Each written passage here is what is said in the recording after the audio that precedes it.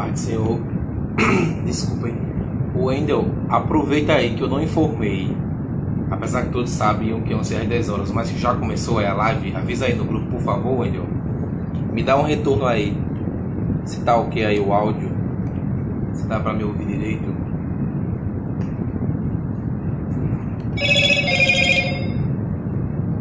Irmã Josi, já tô vendo Irmã Josi por aqui também. Coloca lá no grupo, Wendel, por favor. Lá no grupo Mídia, no grupo Obreiro e nos outros grupos. Que tá começando agora. Amém? Acho que a irmã Suzana tá assistindo, né? Amém. Glória a Deus. O ruído de ventilador, eu acho que é a chuva. Aqui não tem ventilador ligado. Eu vou fechar a porta. Vou aqui fechar a porta. A irmã Suzana está assistindo. Amém. Glória a Deus.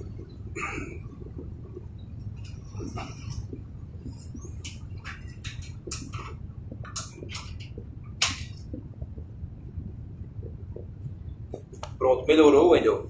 Melhorou, pronto. Fechei a porta. Era a porta apenas. Estava chovendo lá fora. Ainda tá, na verdade. Amém.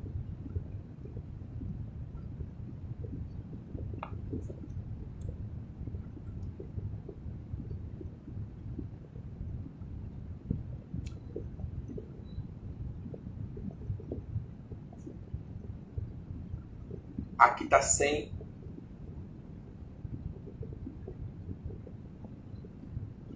Eu vou aqui chamar.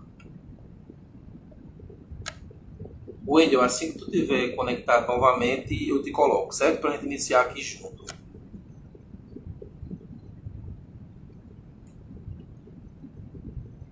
Mamitos, o pessoal que estiver aí assistindo, já coloca os grupos que eu entrei, mas não coloquei que tinha começado. Amém?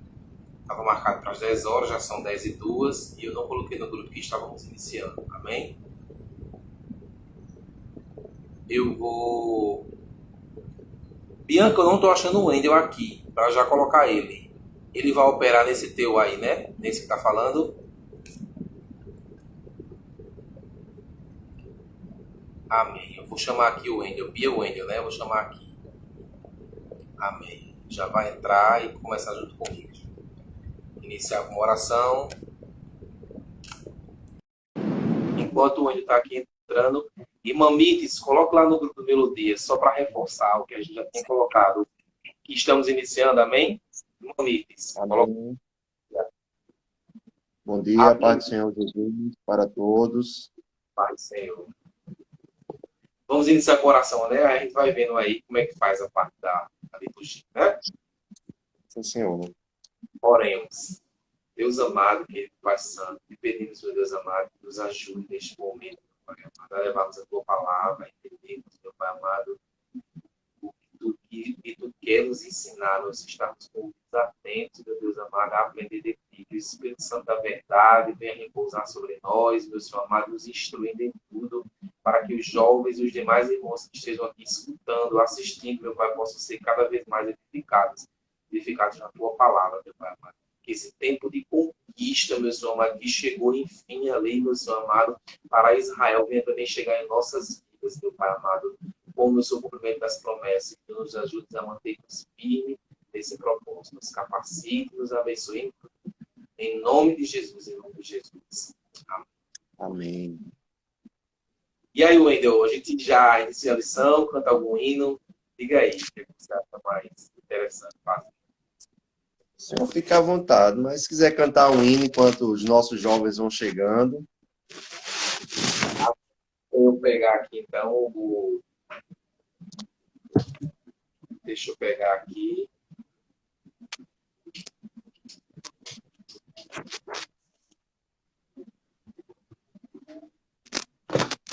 Tem algum inimigo, Wendel?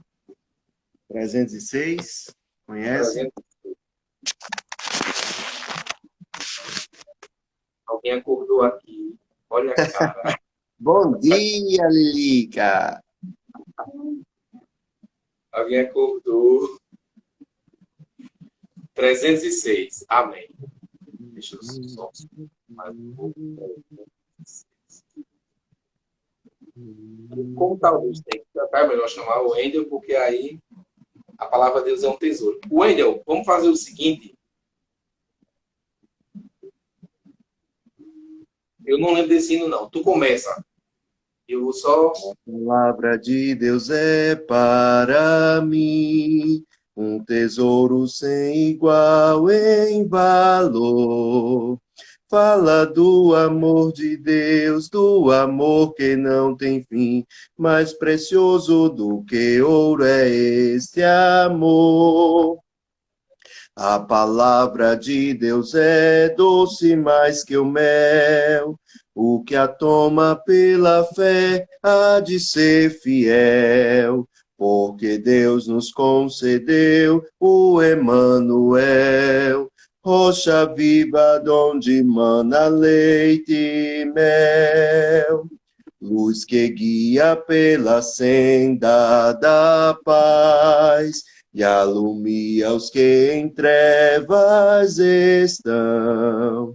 Lâmpada que nos faz ver os ardis de Satanás e que brilha mesmo na escuridão. A palavra de Deus é doce mais que o mel.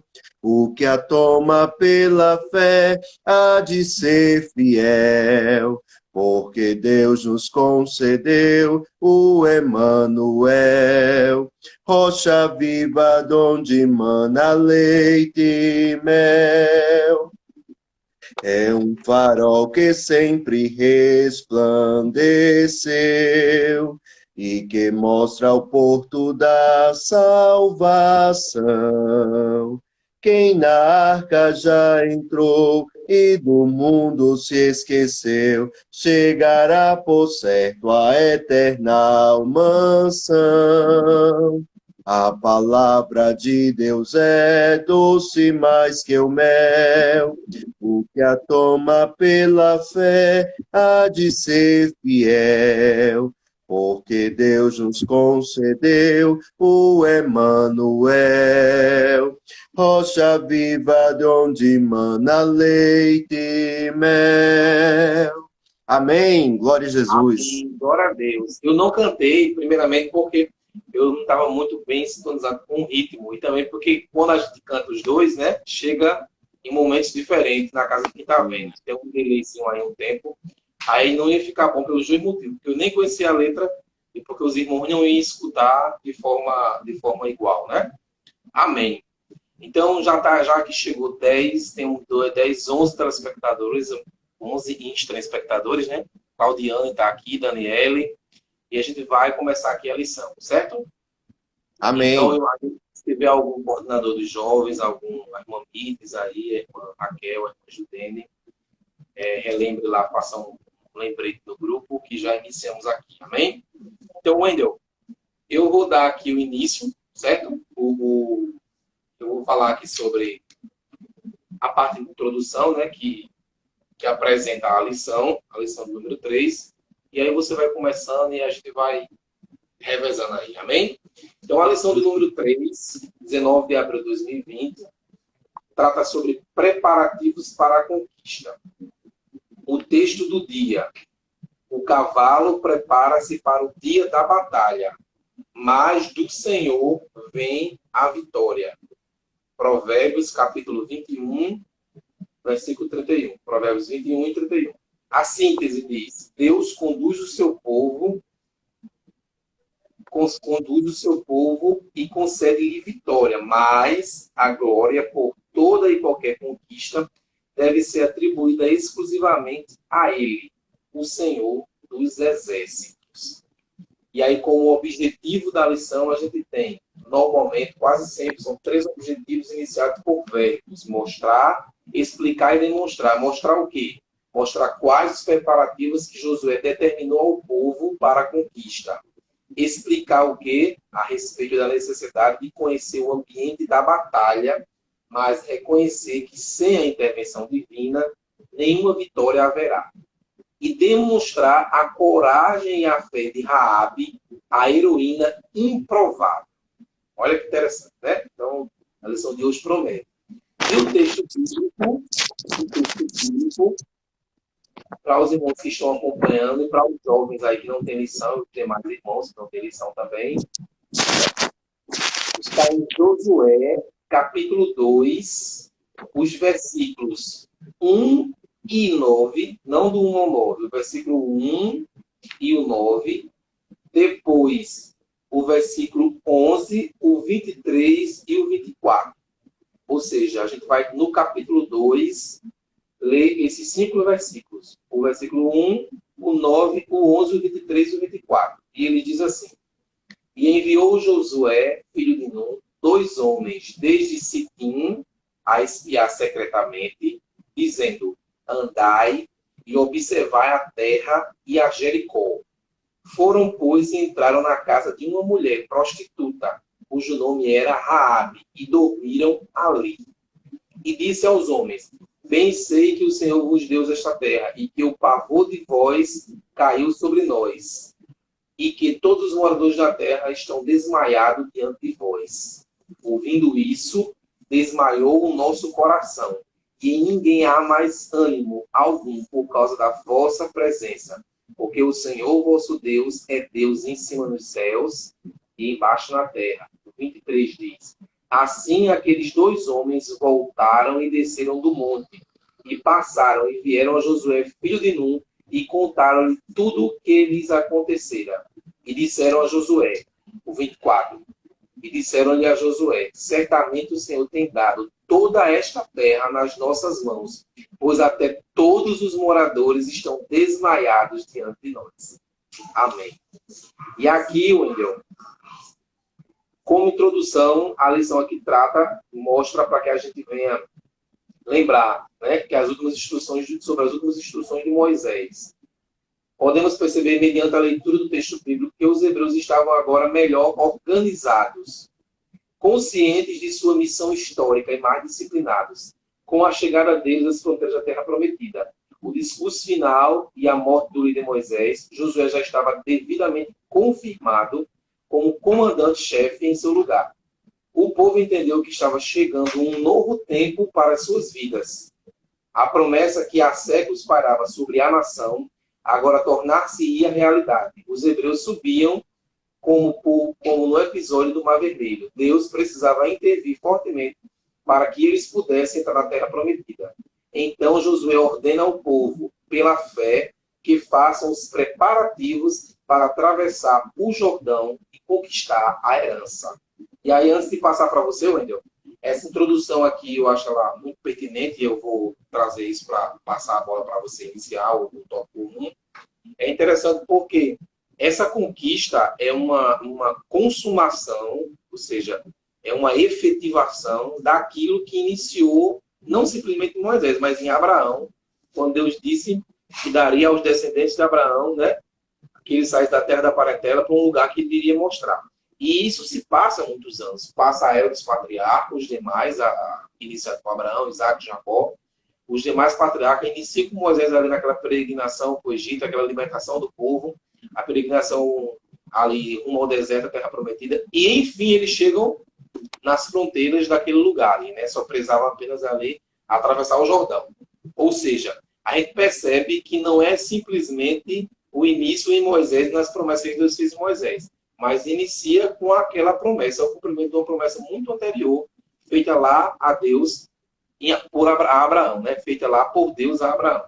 E aí, você vai iniciar o tópico 1 e a gente aqui vai fazendo algumas considerações. Amém? Pode iniciar, Wendel. Ok. Eu quero partir dessa introdução, né, a partir quando o autor ele diz que o povo entendeu que estava chegando um novo tempo para as suas vidas, né? Então, a gente já viu nas lições anteriores, a primeira lição acerca do livro de Josué em si, né? A lição anterior a gente viu sobre a chamada do líder, sobre como foi essa transição, né, entre Moisés e Josué, as promessas que Deus fez a Josué, que da mesma forma como havia sido com Moisés, estaria com ele, né? E aí, a partir de então, há uma mudança, né? Há uma modificação. Por quê? povo caminhou 40 anos no deserto e o povo estava já acostumado, né? Porque a grande parte dos milagres que ocorreram entre o povo ocorreram no deserto, né? O maná que descia do céu, a água que jorrava da rocha. Então, o cuidado que Deus tinha pelo povo durante toda a travessia. Então, todos esses milagres, todas essas maravilhas, né?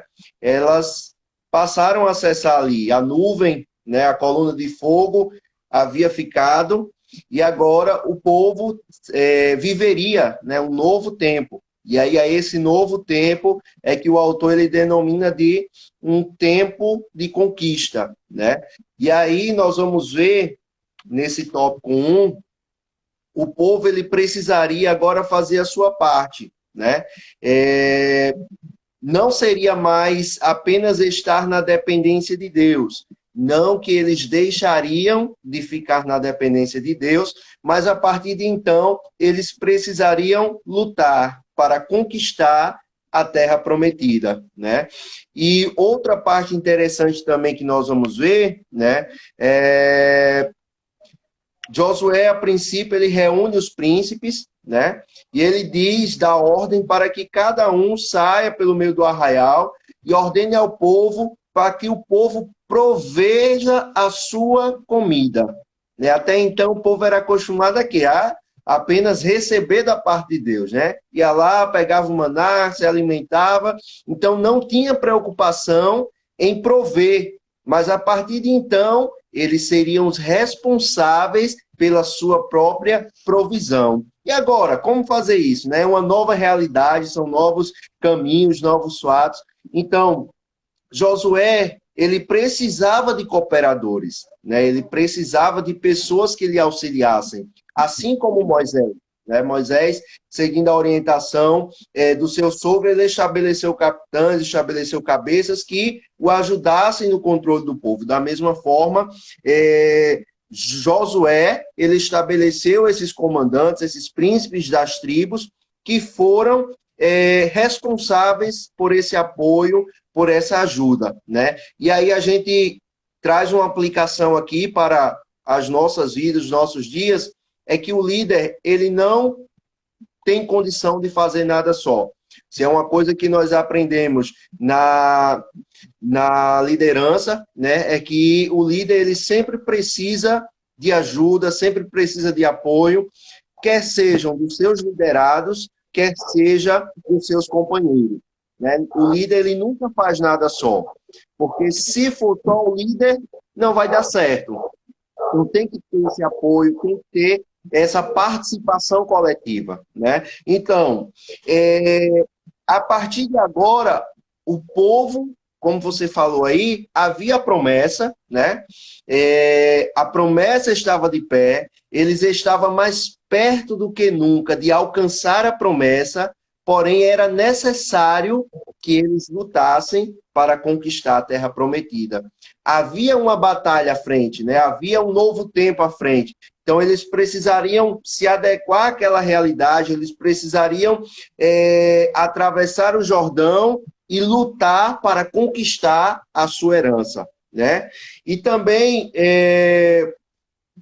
uma coisa importante que nós vimos lá no capítulo 1 de Josué, é que Deus ele dá toda a referência, né, diante do povo, que estaria com Josué, que seria com ele, assim como havia sido com Moisés, mas que seria necessário também, né, o compromisso do povo em obedecer a Josué, em estar com Josué. Né? Então, de nada adiantaria ter uma boa estratégia, de nada adiantaria ter um formidável exército, se as pessoas não estivessem dispostas a obedecer ao líder, né? A obedecer a Josué. Então, o povo fracassaria da mesma forma, né? Porque não estariam ali unidos, não estariam ali no mesmo propósito. Então, é importante que a liderança, os liderados, estejam no mesmo propósito, estejam falando a mesma linguagem. Assim como o líder, ele está disposto a obedecer a Deus, que os seus liderados estejam dispostos a obedecer os líderes. E aí, nós vemos aqui no capítulo, no versículo de 15 e 16 do capítulo 1, né, que Josué, versículo 15. Vamos ler o 16. Então responderam a Josué dizendo: tudo quanto nos ordenastes faremos, e aonde quer que nos enviares, iremos. Como em tudo ouvimos a Moisés, assim te ouviremos a ti. Tão somente que o Senhor teu Deus seja contigo, como foi com Moisés. Veja que coisa linda, que coisa maravilhosa, né? A dependência e a confiança que o povo tinha em Deus, né? E aí, essa dependência, essa confiança, elas precisariam ser demonstradas também na vida do líder.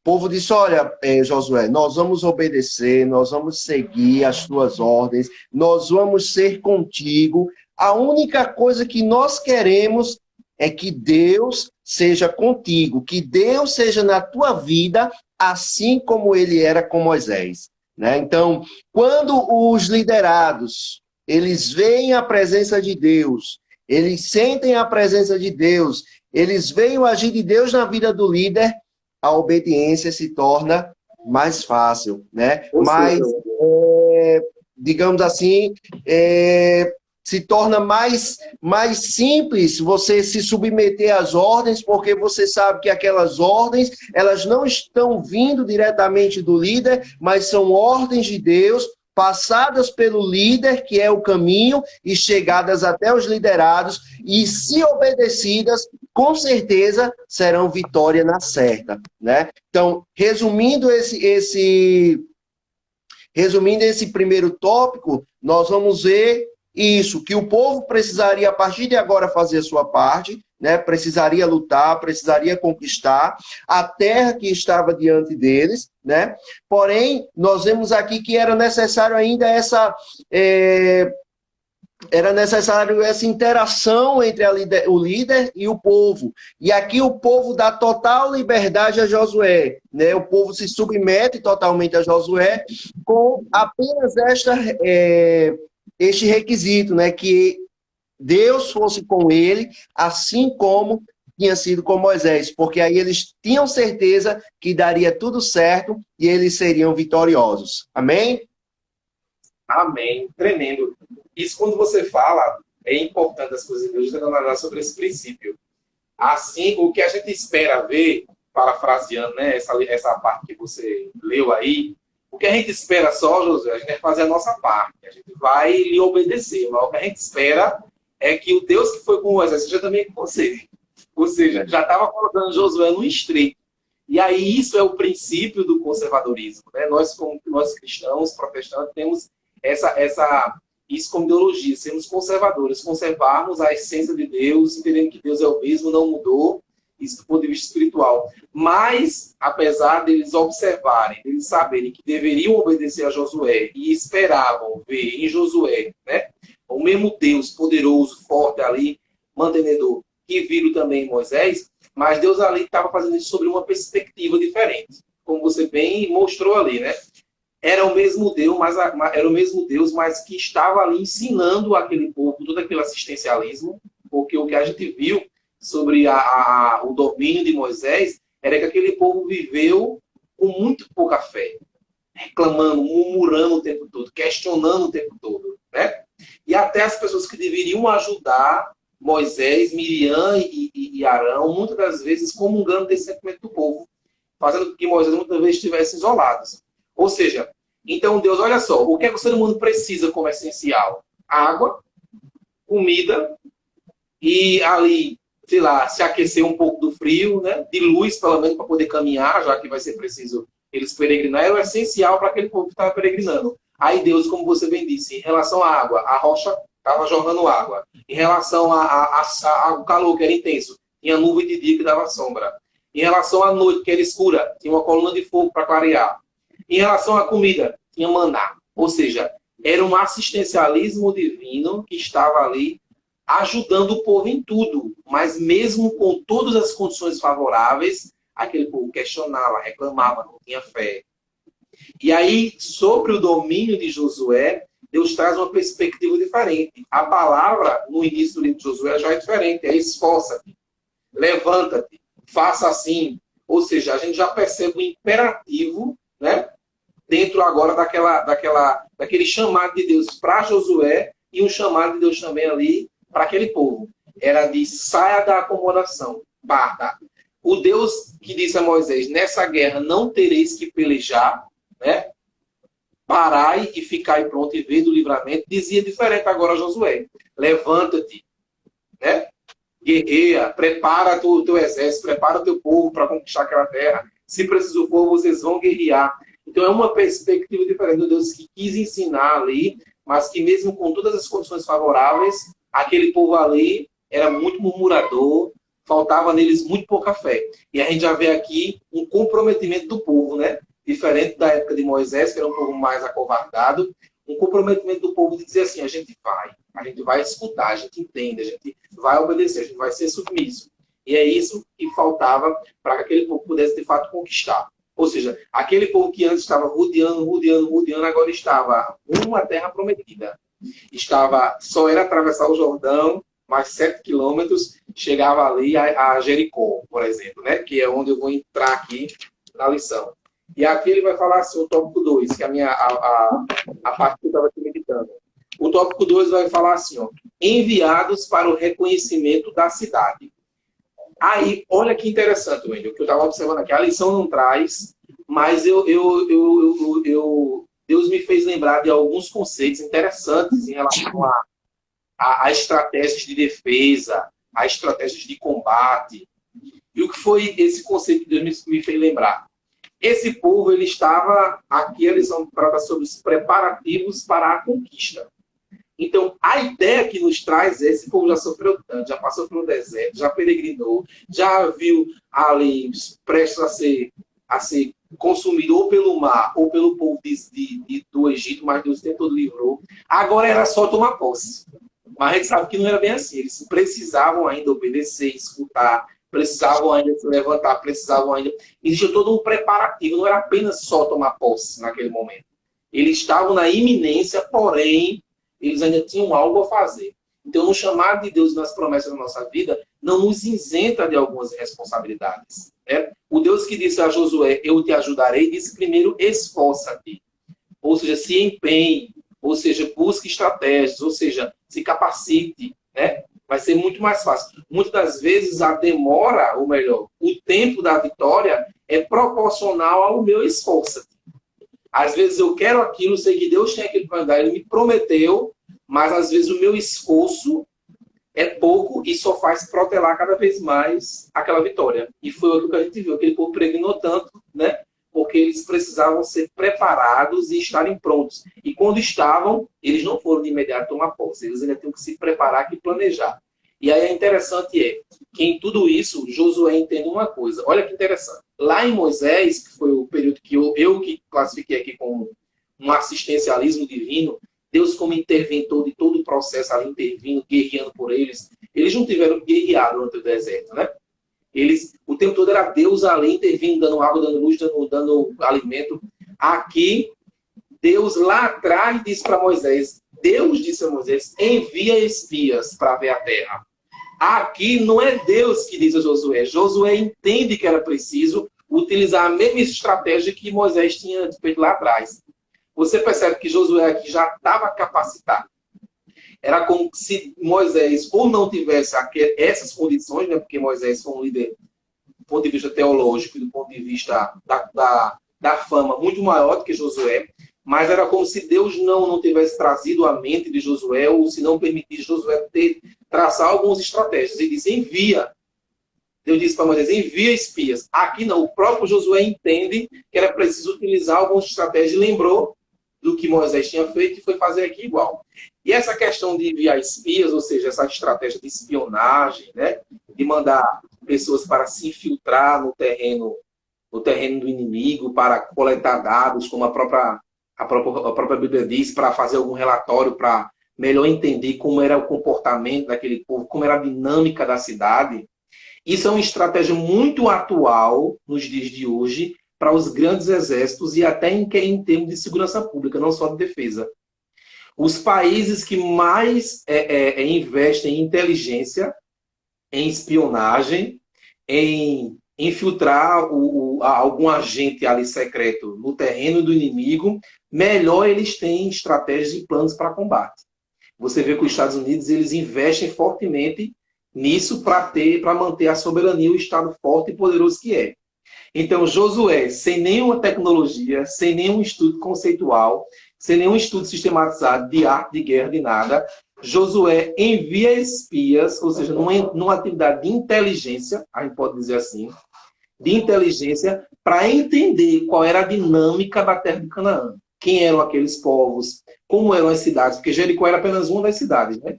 Como eram aquelas cidades? Ele observa que o que após isso? Que aquelas cidades eram cidades edificadas, com fortificações, era um povo poderoso, economicamente falando, era um povo que, ou seja, não era simplesmente nós contra eles. Nós temos que ter estratégia, temos que entender como se comporta o inimigo, temos que entender a dinâmica daquele povo para a gente poder combater, ou melhor, se preciso for, guerrear contra ele, sabendo o que ele não sabe de nós. A gente vai utilizar o efeito surpresa. E ali a gente vê, a lição não fala, mas a gente percebe claramente ali que o que Josué utilizou foi uma estratégia de inteligência, algo muito atual, mas que já tem aqui fundamento e subsídio na Bíblia e naquele tempo, né? Mandar, atividade inteligência nada mais do que isso, você coletar informações sobre o seu inimigo. E uma das formas é enviar espião, enviar pessoas infiltradas. E foi isso que Josué fez. E chegando lá, a gente sabe que os espias eles são descobertos, né? Quando chegou ali próximo a anoitecer, de alguma forma o rei soube. Era uma cidade que tinha um status diferenciado. A lição até trata como cidade-estado. Não estado, um estado com E maiúsculo. Por quê? Eles não só eram um povo em um território, mas eles tinham exércitos, eles tinham, aqui a lição vai falar, ele tinha seu próprio exército, ele tinha carros, ele tinha instrumentos de guerra e tinham até um rei. Ou seja, era uma cidade muito organizada administrativamente e politicamente. Eles não só eram um povo e um território, isso era comum a todas as cidades, mas eles tinham um exército, eles tinham instrumentos de guerra e tinham até um rei. Então era importante, era imprescindível, Josué, que escutou de Deus, esforça-te, estabelecer estratégias para ir até o terreno inimigo, mesmo ele sabendo que Deus o tinha prometido, mas não impede, mais uma vez a mensagem é essa, não tira de nós a responsabilidade no processo, né? Então aqui ele vai falar sobre fez Josué um líder por excelência. Aí os espias são descobertos, a gente bem sabe. E aí entra a história de Raabe, né? Que é um ponto alto também dessa lição. Raabe, a lição aqui como os objetivos mostra que fala da coragem de fé de Raabe e chama ela de heroína improvável. Por que heroína? Porque se Raabe tivesse tido o sentimento patriota, digamos assim, né? De ali entregar aquele povo, era normal que ela se fizesse. Ela não era parte daquele povo, ela era parte do povo de Jericó, do povo considerado povo inimigo. Mas ela ali sabe, desconfia e ela lembrou de que, olha só, as promessas de Deus, os registros, tudo que Deus tinha feito lá atrás para ajudar e para abençoar aquele povo, chegou no ouvido daquele povo inimigo também. Raabe diz claramente que ouviu que aquele povo atravessou o Mar Vermelho a pé enxuto. Raabe fala isso, ela cita isso. Que sabia que aquele Deus era Deus no céu e na terra, aquele Deus era o Deus poderoso, era o Deus forte. Ou seja, Raabe, do ponto de vista humano, ela pode ter sido uma traidora. E é o pior inimigo, é o pior tipo de cidadão, inclusive, em que permite com que um Estado possa matar o seu próprio cidadão em terras onde não é permitido a morte, né, como pena, mas é permitido ser cidadão por um traidor de guerra. No Brasil, um traidor de guerra, ele tem como pena, a própria Constituição assim prevê, o fuzilamento. Quer dizer, um país que não permite matar como pena, nem o pior dos criminosos, permite matar uma pessoa simplesmente se ele for traidor de guerra, com fuzilamento em praça pública. Então, só para a gente entender como era muito mal visto e como é muito mal visto uma pessoa que, além de não ser patriota, resolve trair sua nação. Mas dentro de uma perspectiva teológica, o que foi que teve em Raabe? Fé. Ela viu que o Deus que se demonstrou, que se desnudou para Israel, para aquele povo hebreu, de uma forma tremenda, de uma forma grandiosa, não era outro a não ser o Deus dos deuses. Não era outro a não ser o Deus forte e poderoso. E por fé, aquela mulher, vamos dizer assim, pagã, aquela mulher de terra outra, de terra alheia, né? Considerada do ponto de vista como inimiga, ela, por fé, ela pode dizer assim, olha, eu reconheço, eu sei que vocês são de Deus, eu vou ajudar vocês. Eu vou ali ajudar vocês. E ali ela mente, a gente sabe que a Bíblia não valida essa mentira, porém, mas a Bíblia, o que a Bíblia mostra que ela teve como, digamos assim, como... ela teve como... Ela foi salva não por causa da mentira que ela fez, mas pela posição que ela tomou. A mentira foi dela, ela que quis mentir. Mas ela tomou uma posição, eu vou defender esses homens. Esses homens são homens de Deus, esses homens são detentores de uma promessa, e eu não vou ficar do lado deles, que eu já vi que Deus mostrou provas incontestáveis de que é com esse povo, e que este Deus que esse povo serve é o Deus acima de todos os deuses, é o Deus dos deuses, o Deus poderoso da guerra. Então ela decide ficar do lado daquele povo. A mentira foi a parte dela, ela que quis mentir. Mas o que mostra que ela foi salva, ou seja, que Deus teve compaixão e misericórdia por ela, foi pela posição que ela tomou. Ela foi alcançada pela palavra, e a palavra dela fez ela entender, esse Deus é o Deus fiel e Deus poderoso. E eu vou ficar do lado desse Deus, não vou ficar do lado de um rei. Eu vou ficar do lado do meu povo. Eu vou agora ficar do lado do Deus dos deuses. E ali ela vai, né? A gente sabe muito bem que a casa dela era estratégica, ficava edificada em cima do muro, e este muro ficava de frente ao monte, e quando aqueles soldados do que o rei envia ali, né, para a casa dela, para saber ali sobre aqueles homens que passaram por ali, diz, não, eles já foram. Eles saíram rumo aqui, ó, e ela direciona aqueles soldados para um sentido oposto ao sentido que os espias iriam. Ela esconde os espias na eira ali, que era o primeiro parte do telhado da casa. Eram linhas de 90 centímetros a 120 centímetros. E ali era uma espécie de um sótão. Sótão fica acima ou porão? Fica acima. Sótão em cima. Era uma espécie de um início, como fosse um sótão no dia de hoje, né? Então era ali o primeiro patamar do telhado. Ele escondeu aqueles homens ali e disse, não, aqui não tem ninguém não. Eles já foram. E foram sentido aqui, ó. Porque ela sabia que no outro sentido era o sentido para onde eles iriam. Ou seja, quando eles descobrissem e voltassem, já daria tempo do povo ir ali e conquistar lá aquela terra ali, tomar conta daquela terra, observar, concluir, né, o seu relatório. Porque aquele relatório era importante para Josué estabelecer ali as estratégias. Então a gente percebe que ela é chamada de heroína improvável, porque se não fosse ela, aquele plano, do ponto de vista humano, obviamente, aquele plano não seria conquistado, conseguido. Porque ela resolveu ficar do lado certo. Humanamente falando, uma traidora. Né? Humanamente falando, uma mulher que cometeu um crime de lesa pátria. Porém, do ponto de vista divino, ela escutou, ela sabia da palavra, sabia da promessa, ela foi alcançada, digamos assim, e entendeu, não é preciso eu ficar do lado correto. O lado correto aqui é o lado de Deus. É aquilo que Deus instituiu. E já mostrando, Wendel, como as promessas de Deus não eram especificamente para um povo, né? Aquele povo foi o povo onde a promessa germinou. Mas a promessa, como ele disse a Abraão, em ti serão benditas todas as nações da terra, alcançariam todos aqueles que escutassem essa promessa e se entregassem e se rendessem às evidências incontestáveis de um Deus que estava com aquele povo. Ou seja, aquele povo foi o povo onde Deus resolveu se manifestar. Mas em nenhum momento, a gente vê em todo o relato bíblico com Ruth, a gente vê com a mulher de Moisés, a gente vê com Raabe aqui, em nenhum momento Deus deixou de estender ali, né, a sua promessa, a sua proteção, aquelas pessoas que mesmo não fazendo parte daquele povo, mas também de alguma forma obedeceu e se rendeu às evidências ali, né, do que a gente pode chamar naquela época, ali não era evangelho, mas as evidências de um Deus poderoso, né? Então, pela fé, o que faltou no povo de Israel sobrou em Raabe. A fé que faltava nos hebreus, ali rumo a terra prometida, reclamando, murmurando, viu tanta coisa. Eles viram. Raabe ouviu falar. Eles viram, mas contestavam, reclamaram, porque me tiraram de lá, era melhor a gente morrer. Eles viram e não tinham fé. Ela apenas ouviu, mas teve fé a ponto de ficar do lado correto e de ser ali um canal de bênção para aquele povo. Então, por isso ela teve como heroína provável. Interessante que a fé de Raabe, digamos assim, fortaleceu a fé dos espias, né?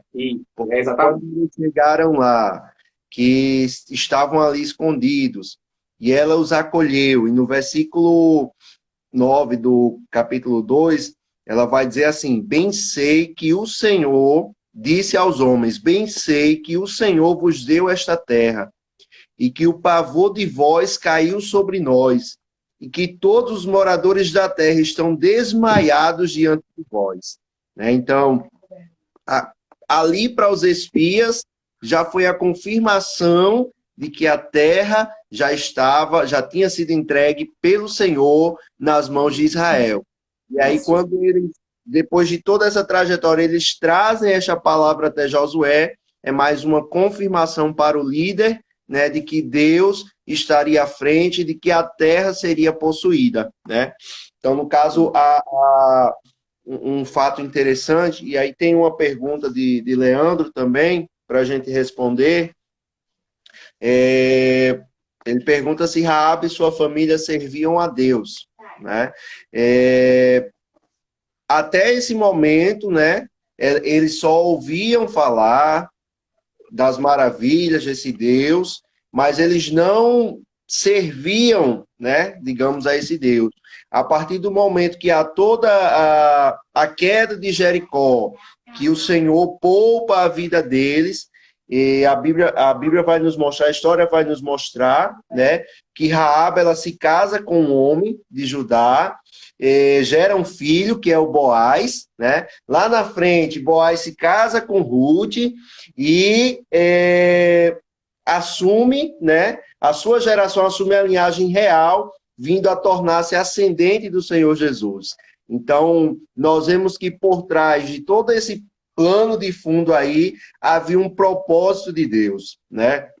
E uma coisa interessante nós observarmos é que Deus, na sua, né, maneira de trabalhar, ele escolhe alguém improvável, né? A Bíblia vai dizer, quando faz referência a Raabe, a meretriz, né? Raabe, aquela que não tinha valor, Raabe, aquela que não tinha nome, né? Então, quando você vê naquela época, olha naquela época, a questão da cultura, as meretrizes,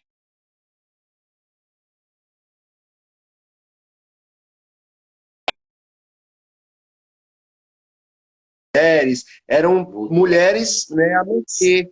E Deus, ele escolhe Raabe, né? E aí, eu já vou adiantar aqui, porque as horas já estão passando, então já na minha participação já vou inserir aqui o que eu tinha separado, né? A gente vê que essa fé de Raabe, né? Essa sua ação lhe conferiu lá na frente o status de heroína da fé, né? Porque o escritor aos Hebreus, no capítulo 11, versículo 31, né? Ele vai dizer que pela fé, Raabe, deixa eu só confirmar aqui o versículo 11 e 31. Pela fé, Raabe, a meretriz, não pereceu com os incrédulos, acolhendo em paz os espias, né? Então, essa sua ação, essa sua fé no Deus de Israel, além de converter, de mudar o quadro ali naquele momento, que ela poderia ser destruída, ela poderia morrer com todos os habitantes de Jericó, de Jericó, né? Mas essa sua ação, além de poupar a sua vida, poupar a vida da sua família, ela também lhe conferiu, né, esse status de heroína da fé. Exatamente. E aí nós vamos ver que entre... Aí tem uma questão para a gente poder frisar, né, reforçar, é que nós vamos ver que para esconder os espias, Raabe ela precisou mentir. Isso não é justificativa para nós cristãos mentirmos, né? Até porque a mentira de Raabe, né? Naquele momento, naquele contexto, ela ainda não fazia parte do povo do concerto, né? Naquele momento, ela ainda era uma cidadã de Jericó, uma moradora de Jericó. Ela ouvia falar, ela conhecia de ouvir falar, né, o Deus de Israel, mas ela ainda não conhecia o concerto com aquele Deus, ela não fazia parte do povo de Israel. Então, essa sua mentira foi lá no velho homem, digamos assim, né? Quando nós mentíamos no velho homem, mas aquele que está em Cristo, nova criatura é. As coisas velhas passaram, tudo se fez novo. Então, nós não podemos mentir, nós não podemos viver uma vida de mentira, né? Outra coisa que as escrituras, elas não aprovam, né, a mentira, e quando elas fazem referência a Raabe, elas fazem pela sua fé e pelas suas obras, não pela sua mentira, né? Então, Deus não precisava jamais de logro para cumprir suas promessas do concerto ou para proteger os espias. Se Raabe ela tivesse se negado, se Raabe ela não tivesse escondido ou defendido os espias da parte de Deus, da parte do povo de Deus, de outra forma, Deus teria provido um meio para livrá-los, né? Mas pela sua ação, pela sua fé, pela sua maneira de agir, pela sua estratégia, né? Deus lhe concedeu, além do livramento, também o status de heroína da fé. Então, e lá e quando nós passamos nós trazemos uma aplicação, né, da vida de Raabe para os nossos dias, para as nossas vidas, a lição vai dizer assim, que a longanimidade de Deus em relação a suportar os nossos muitos pecados é surpreendente. O Senhor não nos destrói por nossos erros, mas nos corrige com a sua palavra, abençoa-nos e diz, vai e não peques mais. Né? Então, naquele momento ali, a graça de Deus também já foi revelada. Né? A Bíblia diz que ela faz ali um pacto com aqueles espias e que, como símbolo daquele pacto, daquela aliança, quando a cidade fosse invadida, ela precisaria ter lá na sua janela um fio de escarlate, né? O que representaria ali que ela, a sua casa, todos que estivessem debaixo do seu teto naquele momento seriam poupados, né? Então, o fio de escarlate que pendia sobre a janela de sua casa no dia da invasão, em que a forte muralha caiu, apontava para a gloriosa salvação disponível a todos os homens que se arrependessem dos seus pecados, né? Nós vemos que esse fio, esse cordão de escarlate, que podemos fazer um paralelo com o Cordeiro da Páscoa, né? Assim como lá no Egito, o sangue foi espargido nas portas, né? Nos umbrais das portas do povo de Israel, né? E lhes protegeu. Este mesmo sangue, né, simbolizado ali por aquele cordão de escarlate, também alcançou a vida, a família de Raabe, né? E essa graça, né, ela também nos alcançou. Aí alguém pode perguntar assim, mas como é que pode uma prostituta entrar na genealogia de Jesus Cristo, né? Como é que podia a salvação se estender para os gentios? Como é que podia eu e você sermos salvos, né? Mas a graça de Deus se manifestou trazendo salvação. Nós também fomos alcançados através do sangue de Jesus. Nós também fomos purificados, guardados e livres do perigo, livres do mal, né? Então há toda essa simbologia, né? Lá no Egito, já em Jericó. Então O sangue aspergido, a simbologia do cordão de escarlate, já apontava para o sacrifício de Cristo, que seria estendido a toda a humanidade. E como diz lá em João 3,16, o texto áureo da Bíblia Sagrada, porque Deus amou o mundo de tal maneira que deu o seu Filho unigênito para que todo aquele que nele crê não pereça, mas tenha a vida eterna. Não é alguns que creem, não, é todo o que crê. Todo o que crê, para que todo aquele que nele crê tenha a vida eterna. Então, esta vida eterna, ela está disponível para aquele que crê, né?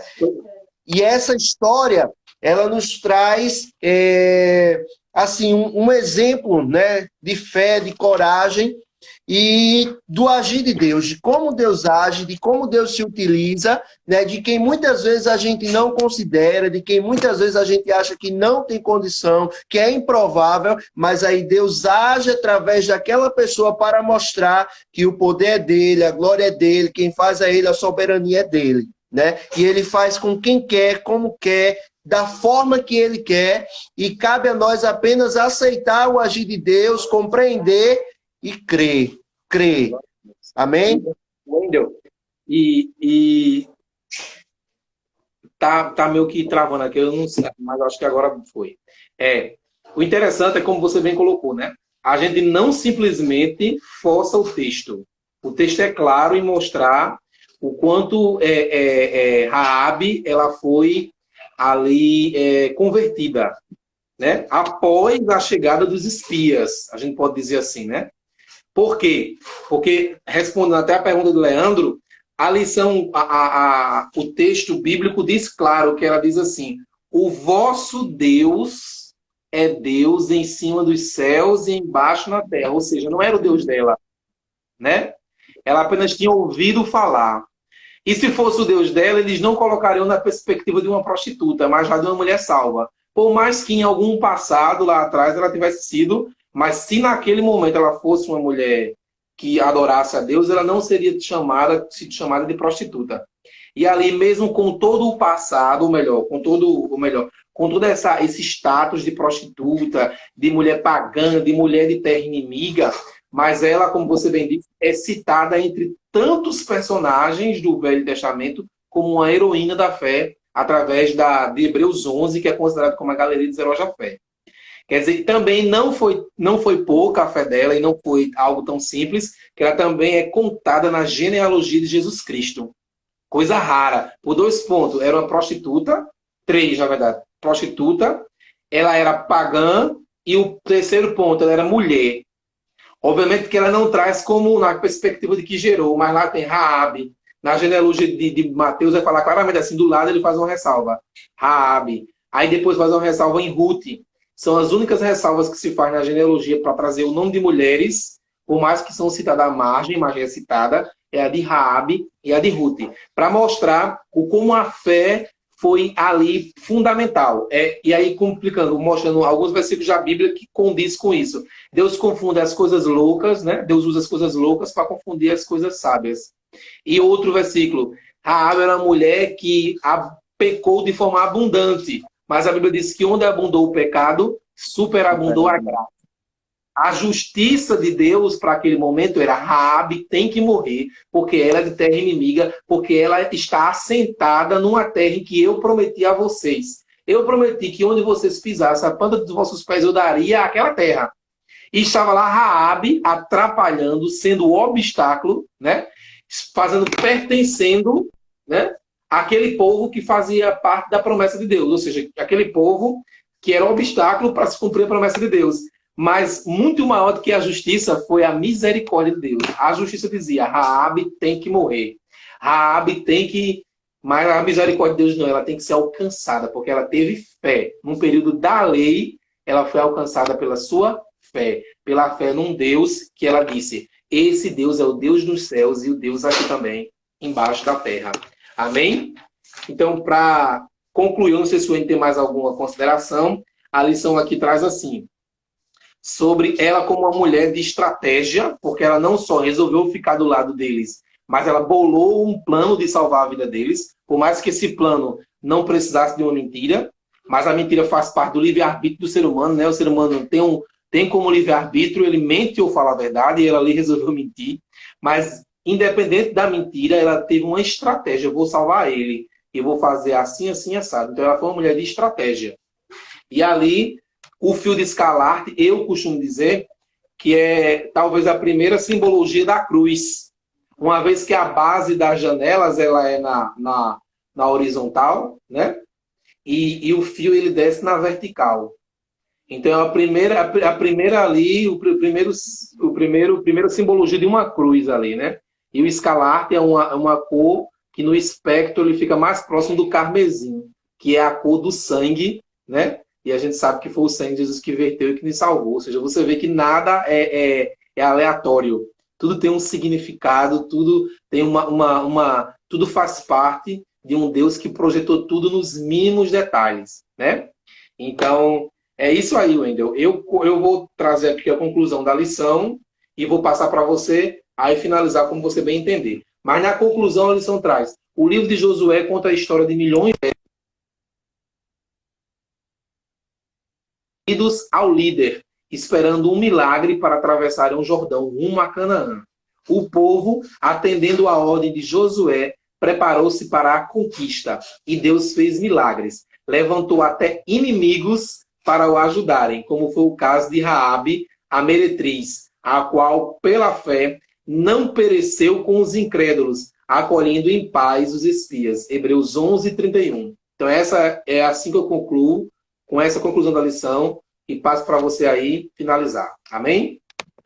Amém. Nós temos 2 minutos, né? Eu gostaria de finalizar uma lição muito boa, graças a Deus, com o texto áureo da nossa lição. O título da lição é Preparativos para a Conquista. Aqui nós vemos que o povo ele já estava, através dessa confirmação, né? Eles tiveram a confirmação de que a terra já era deles, né? Que daria tudo certo, que Deus entregaria Jericó em suas mãos. E no texto áureo da nossa lição, Provérbios 21:31 vai dizer: o cavalo prepara-se para o dia da batalha, mas do Senhor vem a vitória. Né? Então, o que o povo precisava, o que Josué precisava para essa conquista? Companheiros, estratégias, né? Mas, acima de tudo, não esquecer que a vitória vem do Senhor.